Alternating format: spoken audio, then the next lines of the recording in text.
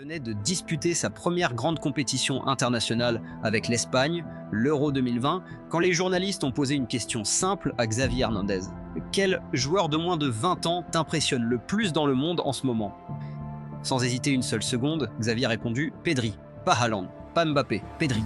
Pas un attaquant spectaculaire, pas une machine à marquer des buts, mais un gamin de 18 ans des îles Canaries qui venait d'arriver à Barcelone moins d'un an auparavant et qui, en quelques mois à peine, avait déjà fait oublier aux supporters du Barça que leur équipe était au bord du gouffre sportif et financier. Et puis il y a eu ce tournant, un an après, quand les mêmes journalistes ont commencé à écrire qu'il était fini, que ses blessures allaient le transformer en joueur ordinaire, que son corps ne tiendrait jamais la distance. Nous parlons pourtant d'un joueur qui, selon les anciens ballons d'or eux-mêmes, de Messi à Ronaldinho en passant par Rivaldo, était tout simplement le meilleur jeune joueur du monde. Un joueur que le FC Barcelone a protégé avec une clause libératoire d'1 milliard d'euros, pas 100 millions, pas 200, 1 milliard, comme pour signifier au reste du monde que ce joueur n'était tout simplement pas à vendre. Mais voilà ce que la plupart des gens ne savent pas.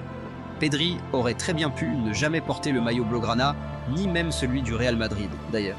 En février 2018, alors qu'il n'avait que 15 ans, il avait été invité à passer une semaine à l'académie de Valdebebas.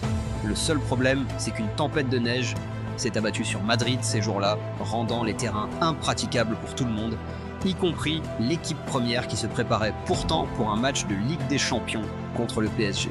Résultat, Pedri n'a pu s'entraîner que 3 jours, dont une séance avec l'équipe B, parce que la première était occupée, et lorsque les responsables du Real l'ont convoqué dans un bureau à la fin de la semaine, ils lui ont simplement dit qu'ils n'avaient pas le niveau et qu'ils allaient continuer à chercher ailleurs. Comme il l'a dit lui-même, des années plus tard, à l'époque ça ne lui a pas plu, mais ça lui a donné envie de travailler encore plus dur pour leur prouver qu'ils avaient eu tort. Ce qu'il a ajouté ensuite est encore mieux.